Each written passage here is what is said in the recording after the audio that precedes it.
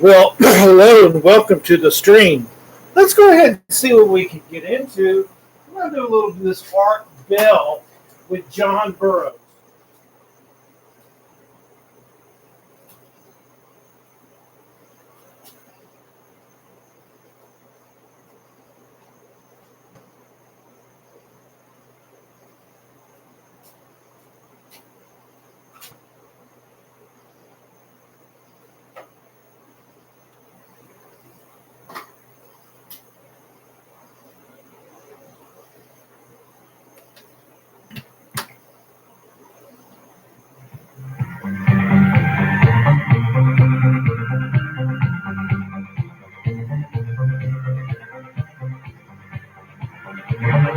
From the high desert in the great American Southwest, bid you good evening, good morning, good afternoon, wherever you may be in the world's time zones, each and every one covered like a blanket by this program, Midnight in the Desert. I'm Art Bell. Great to be here. It's going to be a very, very good night tonight. There's Roswell, and then there's Rendlesham. Or maybe I should have said there's Rendlesham, and then there's Roswell, and then there's everything else.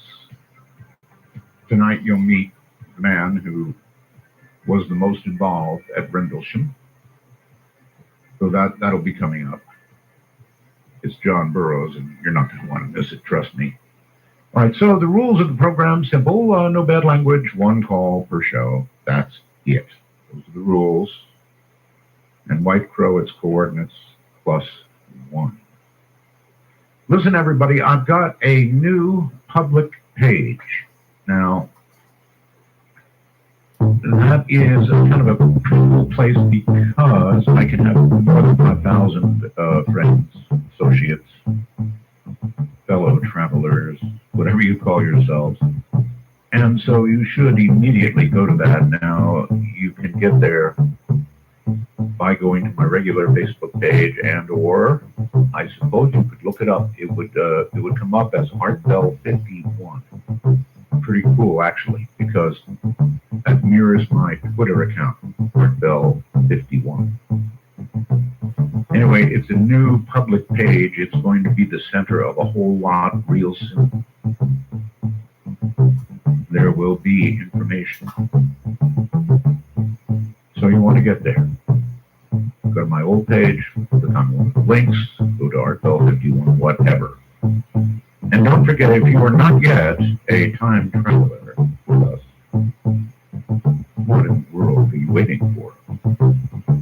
It gives you the ability to listen to all the old programs, the ones we have done thus far, as well as each new one each night.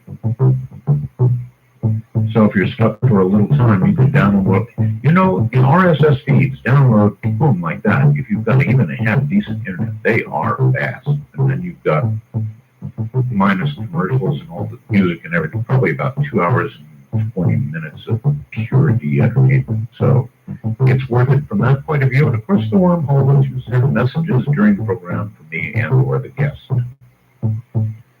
Well, the fallout from the debates is over. The apparent victor, Carly Fiorina. And so she has gone from being the apparent victor to the apparent recipient of money. That's how it works in politics, right? Well, if you are perceived as, oh, you did well, maybe you're a winner, let's give that person money. And then we will have influence. Now, I don't say that just to Carly, but, it's true all of them, right? Give me money and you will have influence. You heard about the big earthquake, right? Horrible, chilly. We still don't know really how horrible, but there are about 11 dead. Should have been a lot more for something this size, an 80+ earthquake. There were small tsunamis, fishing nets tangled in trees, and again, 11 dead, but it should have been much worse. There was a very tiny amount of havoc, actually, for such a powerful quake. A quick word about dolphins. This lady, researcher Susan Casey, who I really want to talk to, thinks that dolphins have a collective consciousness. Isn't that interesting? Now, dolphin brains are bigger than ours. They may, in fact, be more intelligent than human beings in certain ways, in ways that, of course, we don't necessarily understand. But I've always thought this of dolphins. Dolphins frequently save humans. They drive predators away from humans. That is a thought. I don't think that's an instinct. That is a thought. They care about human beings. The day will come, perhaps not while I am alive, but I promise you we will begin to form a new attitude toward animals.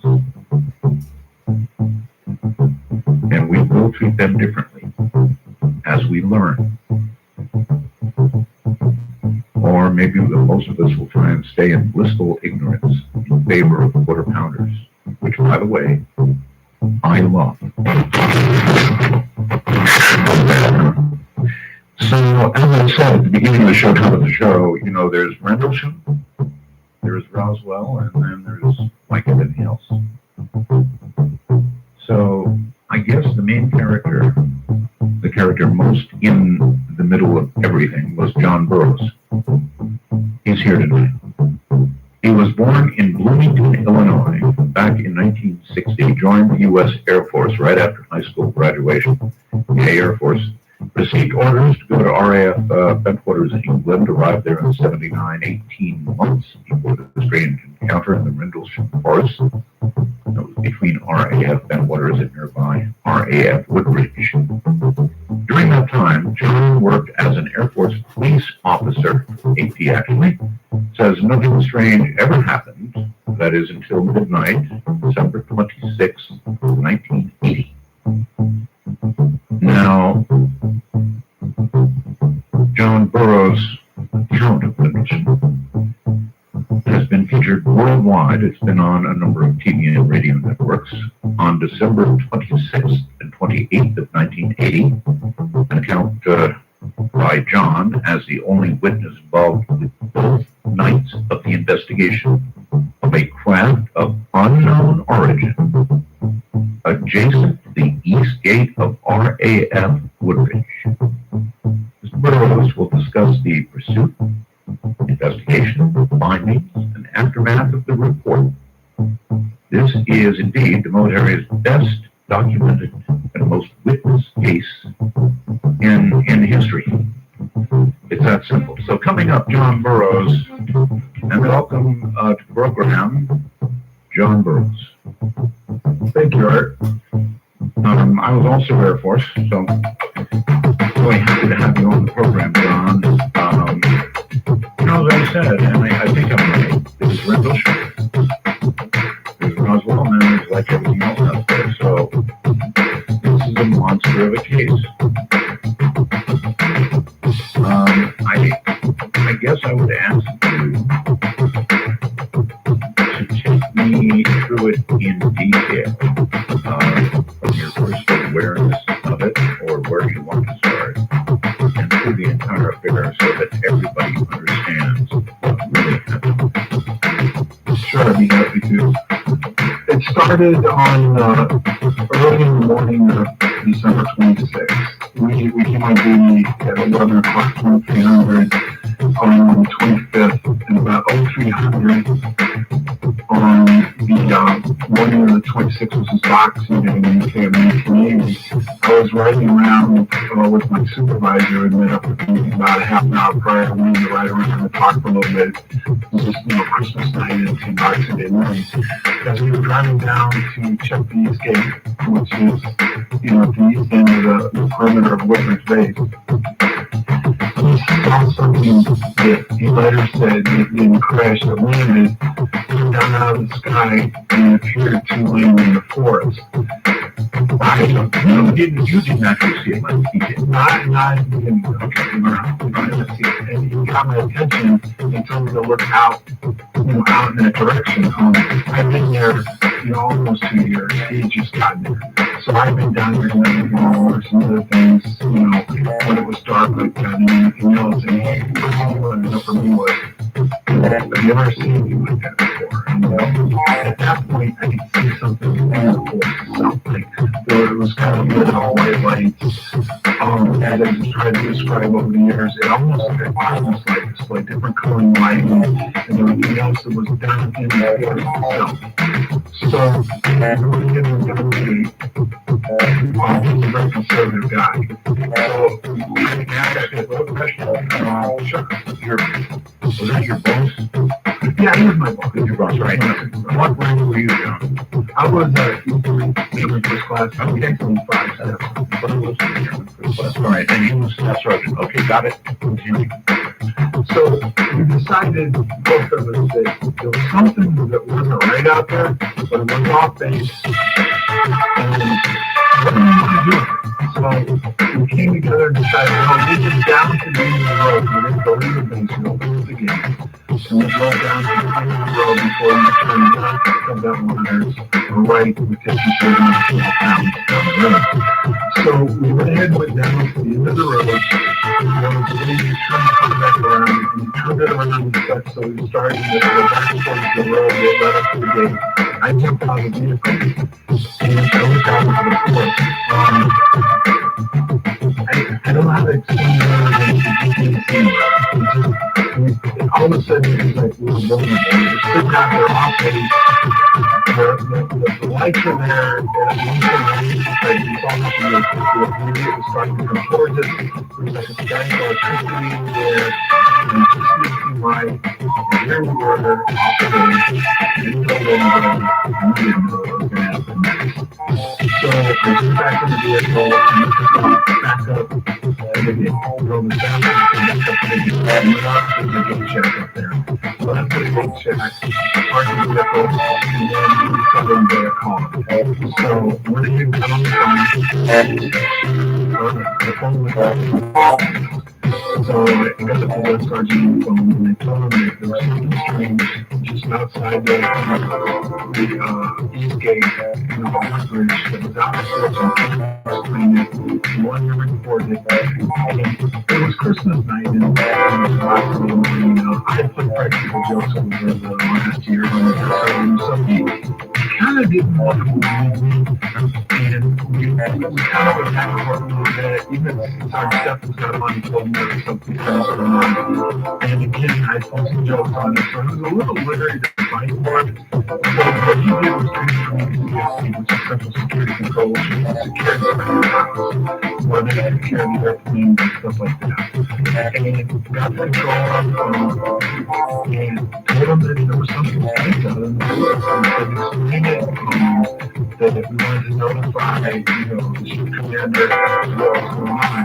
So they went ahead and started talking behind the scenes. At the same time, they notified the security supervisor of President Benson that he needed to respond down to the police station and check out what we were doing. At least find how they're behind your story. Well, they kept going, so they had a funny something.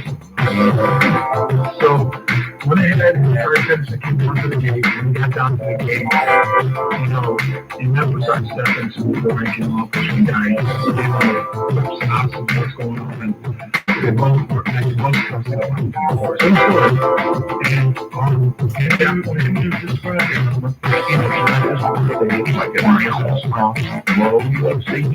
What is it? Open your eyes. it was like it was soft blood. Sometimes the white light would get brighter, and at one point while we're standing at the gate, the white light itself seemed to almost come to the edge of the forest to where the road was.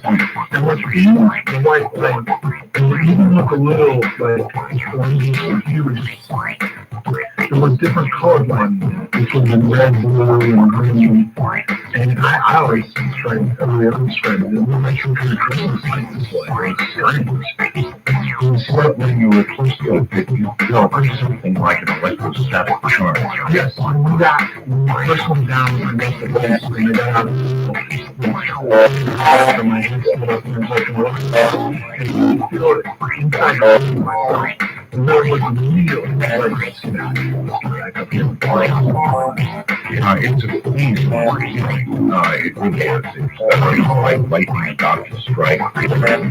Something high voltage. I know. So, I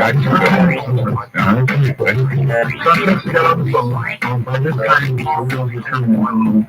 They were starting to make contact. In fact, so instead of recording something coming down, they really started contacting radar Radcon before getting on the base. This is some of the stuff I found out after the fact, pieces together over the years. But they started reaching out to Arby's radar, and they also reached out to Eastern radar. So we gave a description of what was going on. They were able to verify through radar that something was out there over in that area over the forest and disappeared on radar. So this has always been the interesting point that it's overlooked. It's off base. There was no immediate threat to the base. Okay, what's they observed it in and they could tell, I don't know how well the radar brings it down, but I mean, it's very close to the radar, so they knew the distance, they knew how close it was to the base. Right. Colonel Hall over the years has talked to the radar people, and they actually saw it streak across at one point and stuff like that. But what the data we got that evening was that they did observe something on radar just outside the base of the forest. Okay? And it was there, and then it disappeared like it went down. You know, it didn't disappear like it took off up into the sky. It looked like it went down into the forest. Out of radar range. Yeah, right. So, and that's what people need to understand. And it's kind of a big missed point. There was no reason for us to go on base. Okay? It wasn't an immediate threat to the base. You could see it in the forest. There was no hostile threat. But here was the catch-all. Because they did notify the British police, they did notify the British fire department. But because it was close to the base, the fact that there had been radar contact, we thought that maybe something had crashed. Now, it wasn't being labeled as aliens or UFOs at that point, but there was some kind of object that may have moved down and crashed into the forest area. Well, look, it seems to me that if something was down that close to the base, it was observed on a radar, that then you almost, it seems to me, had a duty to find out what the hell it was. No, I agree with that. Catch-all point that they're kind of overlooked. You didn't just go out there to go out there. Something there that in other words, if we saw it like outside the front, we would send us out. And because there was radar contact, that was defining a widespread authorized to go into base to include contacting the command post and certain people who were notified of what was going on. And one is just the fact that we saw certain lights right there for us to go out into the forest in the first place. Right. So at that point, a decision was made that there would be three of us to go out there. Now, two security guys, Sergeant Kingston and Ryder, and myself, that ended up going out. Now, we left our weapons, Sergeant Stephen, but to me, because we were going off base, we went ahead and departed the gate. As we were going down the road, we got into the road again, and we made a right. Okay, we can see the lighting in the forest. Like I said, it's like dangerous. Sometimes it seems like it was coming towards us, sometimes it seems like it moved back, sometimes it was up in the trees a little bit, sometimes it was in the middle of the ground. So we tried to get into the forest, find a way to get into the forest and get back towards where we thought it was. We went ahead and went down and found a track road, a forest road that went into the forest. We made a left and we went down the road, okay, as far as we could go. Right now, there was a fence there. They kept us from going any farther. The road was not a paved road. It was just, a forest track road. to stop us. At that point in time, we got out of the vehicles, we went up over the first things, and we started going into the forest, deeper into the forest on foot. We spread out like in line formation. Colonel Pennison was to the front, I was more in the center, and Airman Kabansak was more behind me to my right, like in almost in like a staggered line formation. We moved out to the forest. At points it seemed like it was playing with us, whatever it was. We would seem like we were getting close to it, and then it was not there. But finally, we went, I can't tell you how far, but we went a little bit of a distance. And at that point, we came like up a berm and down, as we came down this berm into a small clearing. Now, there were still trees there and stuff, but there was a little bit of an opening in this area. All of a sudden, there, whatever it was there. And there's a big difference in what Pennison saw, what I saw, and what Edward Kabansak. Well, I've got you. You're the eyewitness. Right. You want me to go over? First I want to know what you saw. What I saw was what I drew in my statement. Okay. It was like a red little object. Okay. It had a huge orangish glow like around it. Okay. There was some blue light scattered in it, and then it was like a white light with the bright light around it. And as we got close to it, the bright light lit up. We all hit the ground. Okay? And then all I can remember after that was then it seemed to dim, and we went up into the sky and it shot back away. Was there ever, John, anything that went beyond light? Was there ever any substance anybody could make or you could take out at all, or just like a night? There was. That's when they said that the three of us at the closest all had a different interpretation of what we saw. Sergeant Henderson remembered this. He actually got up after we hit the ground, went towards it. As the light dimmed, he saw a triangular object. Okay? And within the triangular object, he was able to walk around it. He was able to touch it, and it was glisten.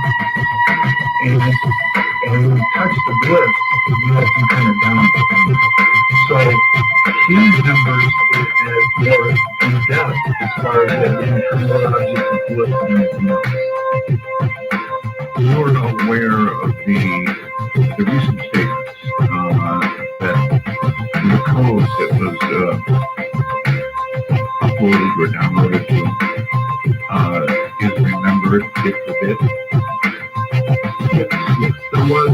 He wrote out a certain amount of pages after the event, right after the event, and they did surface in 2010 from within his notebook. And they were deciphered, and there was a message, and there was some coordinate sites within it also. Are you free to discuss the message in the code? I don't have it right in front of me, but it had to do with mankind itself. There was 7 locations, 3 over in the western side of the world, 3 out in the other side over in the European area, Egypt, China, and Greece, and then the 3 in the northern hemisphere would be the U.S., South America, and South America, and then Arizona and Southwest Arizona. John, do you recall his making that walk? No, I have no memory from the time that the lights got bright till they dimmed in the octagon. No memory at all? No memory of any of that. Seeing anything having any of that or anything happening. Do you have any thoughts on why so much time went by between the event and the notebook?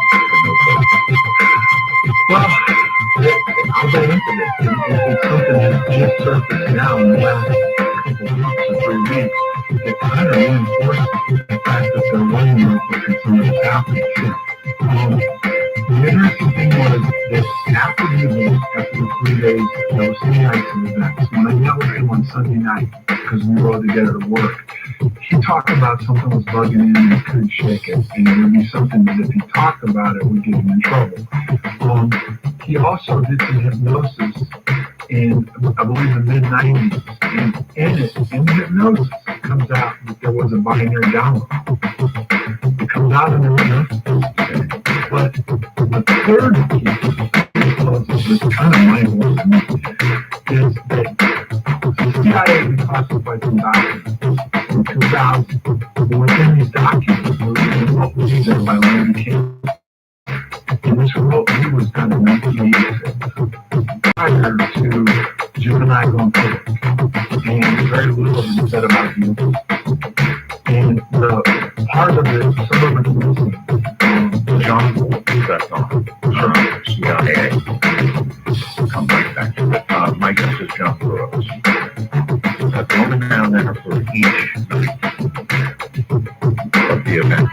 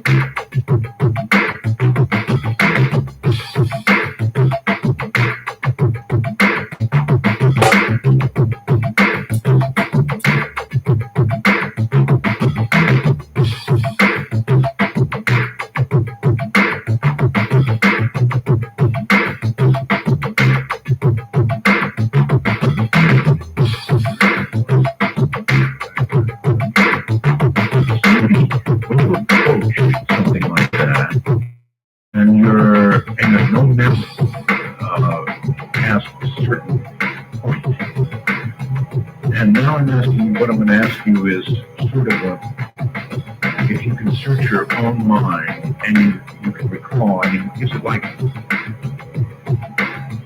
a wall suddenly came down in your mind? I'm sure you thought of this a billion times, trying to figure out when your memory went and how it went, or was it a slow fade, or like that? What do you remember of the moment that you began remembering? That question, I would say early on, I didn't spend much time on it. We had debrief, we got told to let it go. If there's just some more needed from us, let it go. A lot of this stuff that's come up over the years, going back to trying to remember, I don't remember, but I never had a memory of being I'm going to get really close to the point. I knew the second time I got close to it, it really bothered me more than the first time, but the first time it became clear what happened with the past, and remember later on when it became out started talking about what I could remember. But then you go back to the third night, and then we're down there, I got close to the beginning, the same exact thing happened to me on the third night, the first night. I got close to it, but you don't remember the moment of the blackout. It is have you ever thought of doing hypnosis? There's a lot of stuff that comes out.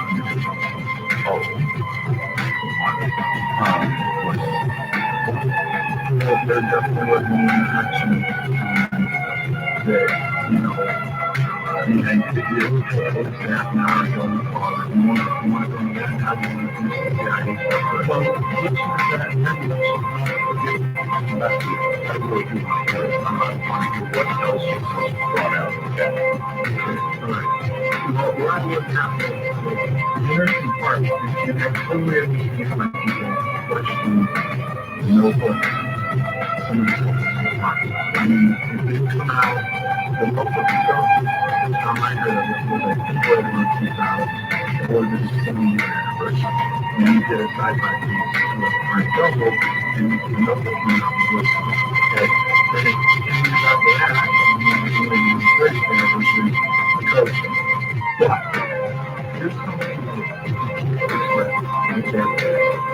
In 1987, most of our young kids and games and there was part of it that was followed and Napa still. When he reported was released by the CIA, and he said that he classified in the police document, this was finally from the document. A lot of what he talks about came up in the 1986. What did he do? Very few talk about any of this. There's even some of the stuff that I talked about that didn't come out. I didn't want to do it yet either. He confirms it in the remote. Now, how is that possible?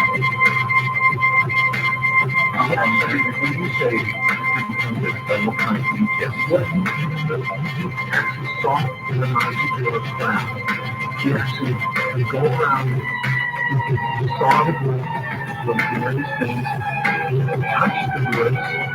There was kind of like communication to what happened between the woods and him.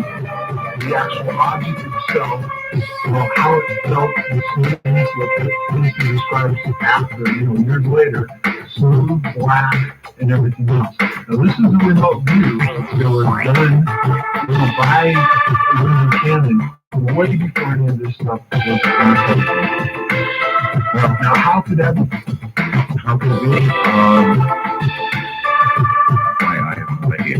That's my own point. This throws another wrench in the whole Rendlesham case because they were doing this. As a matter of fact, a piece of the report disappeared. Part of it's not there. He at one point felt there was something there, but it wasn't in the crap, it was from somewhere else, which is what kind of Hall is. Okay, so, and this is in 1986, and, he did this way before any of this became public knowledge. Right. I have, but I haven't, and I am particularly interested in what under hypnosis has come out. But obviously, you say your conscious memory is gone. So let's talk about hypnosis. Sure. And I always like to make these clear. Okay, there's a difference between having hypnosis, and I'm not saying I don't believe in hypnosis, but there's a lot of people out there that discredit it. So I want to make it clear. I told you what I knew the answer close the first time, and I will tell you what hypnosis. Under what circumstances would you? Well, that's another whole crazy story in itself. Do you remember back in the 90s when they were going to do that UFO cover-up election? Yes.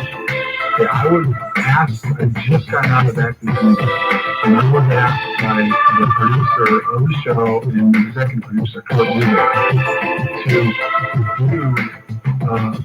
maybe go on the show. So I met with them. And this whole thing came up about, not the first night, because that wasn't any collaborative, but what happened on the third night when I was running towards every Savior of December. So we finally got around to the point where they convinced me, why not go to hypnosis just to see if anything comes up? Not on camera. Right. No, it was recorded. Okay. So I luckily agreed to it. Find out later on Bob Emmett was behind it. And I was of that. And actually ended up being shop around the intelligence agencies to include some other people in the SRI. But ultimately, I went into hypnosis. And I remember going into it, but it was actually the life form itself Going into it, you mean going into the life form, whatever it is. going into the life? The actual energy field or whatever it was that we had close to was the life form. Okay, got it. And it was able to communicate with us telepathically to include the fact that when I met up with Colonel Hawk before 1804 was that there was a telepathic communication between Colonel Hawk and whatever this was. And the fact was that it actually Hawk felt that I needed to go out there because it wanted me to go out there and move back up. There's this all comes out of reiterate. This is signals. Okay, that's fine. I really want to know what came out. Did you, by the way, when you got hypnotized, did you really feel you were under? Do you recall the experience? Well, that's the thing. The whole thing stinks, but I was out. They couldn't get me under first, and this guy did something that finally put me under, and I was out cold. And there was a communication. So this is where it was really crazy, but it was like channeling, where at one point, we were back there and communicating with whatever it was. And I don't remember any of this, and when it came out of the hypnosis, it did nothing to my memory to make me remember it anymore. I didn't remember it afterwards. You know what I mean? Where Yes, I do. now I do. So, did they inquire of the nature of the communication? Yeah, it was there to observe it. It will be back. That there are things going on this earth that are very dangerous, and down the line, when certain things happen, there will be that, and we'll go forward, and that's basically the communication. So, dangerous things for the earth. Right, and it was strange because when you think right away, everybody hopped on the nuclear part, and whatever this was, since it's way past, and nuclear weapons are not a concern there. Whatever else we're doing is a concern that will eventually we'll get to that point where they'll have to come in and do something. Well, I'm personally a little bit about nuclear weapons, but beyond that, I can see that there would be danger for those of us living on this earth, and not very far down the line, either of the way we're going. So that part of it, Well, I hate to say this, but based off the hypnosis which was done in the we're coming into the time frame. it feels like it. I can't disagree with that, but it's okay, and the other fact is very, very, very confusing and disturbing to me was things came up at that point in the movie, like Mars was brought into the picture, some of this other stuff was brought into the picture, and back in the 80s, people rolled their eyes, no green men to Mars. Well, now look at all the data that's coming out that could tie into Mars and some other stuff.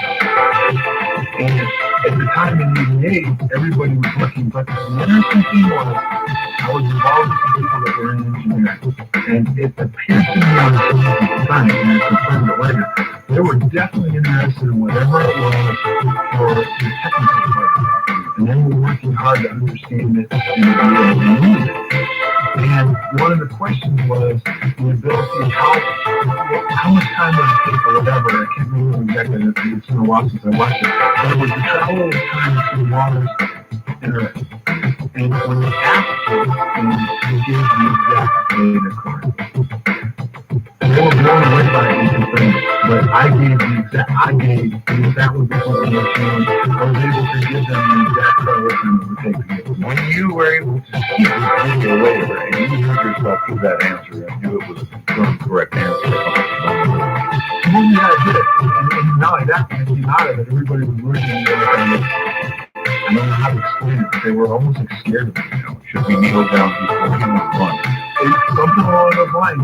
And the other scary part about it was, whatever it was going to be coming back from me for a reason. It didn't give the reason, but I would be at some point in time in the future, it would be back for me directly. This is all that came out of it? No. All right, well, some people turn their heads away from what's going on Earth, but right now, the Arctic waters are melting. We're beginning to enter into a new Cold War phase with Russia, which is going to dominate those Arctic waters. There is going to be new navigation that will make the Panama Canal no longer so important. The world is changing really, really quickly. These are not changes that you expect to see in one lifetime. These are changes that, somehow we think of as occurring over many hundreds of years, thousands of years. But it's happening very fast, John. So maybe their warnings were spot on. It could very well be, and then I want to go, because all this stuff is surfaced over the years, but then when you start finding declassified documents, it supports some of this. And then, like I said, now the remote view just surfaced. There's a lot of stuff that over the years that I've worked on that support some of what's been finished and said. And not only that, but even the fact that they just recently was awarded a settlement to the VA that is injured in the line of duty, individual forms, or whatever. And here, this is one hell of a story all by itself, right? Yes, it is. How this progressed. After all of this happened, were you treated medically? No, none of us was. And there's not just me that has medical issues either. There's some other people that have had different problems also that I'm trying to help right now.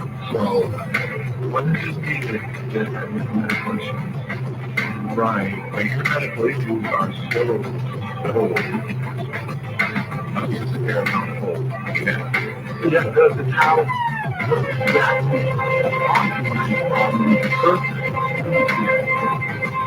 And they actually helped.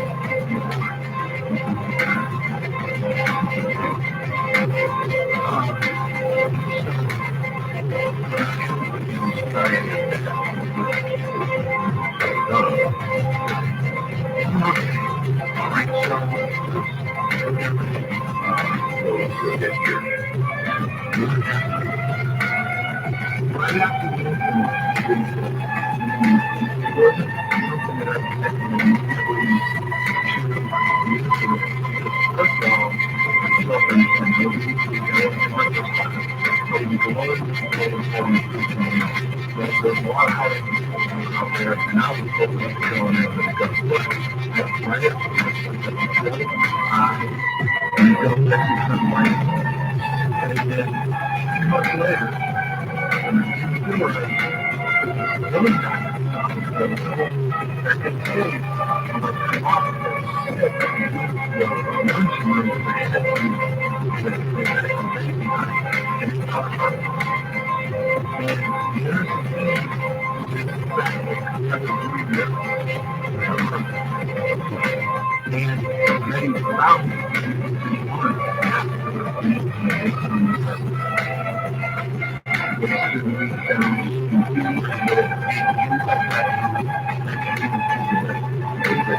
It might be connected to what happened. I really not. I was told over there that we were doing something not talking about drugs, not to let it go. And I'm not even telling you that totally put it together. But it seems to have it happening. Like when they were in on the house accident, the first thing the doctor asked me was, "That's not correct." And I'm looking at it. But, you know, it was years after that all the things that came together to bring us back to what we were exposed to caused. When did you learn what you were exposed to? Well, as much as I can tell you, it appears to be terahertz radiation. I learned it right before I was near death is what it came down to. My valve was the civilian doctors, to go back and time over, the civilian doctors, when I got sick, started having AFib and congestive heart failure, couldn't understand why I was having that problem. There just wasn't anything there. There was no heart disease or anything else other than the murmur was there. But what they were looking at in the data, you know, the medical data supports it, doesn't support the extreme problems that I was having. So they asked me to contact the military to get my medical records so they could look at it when they first started having the problem. Sure. And that's when everything got crazy because it came down to the fact that what do you do to me? I went to Senator Kyle's office.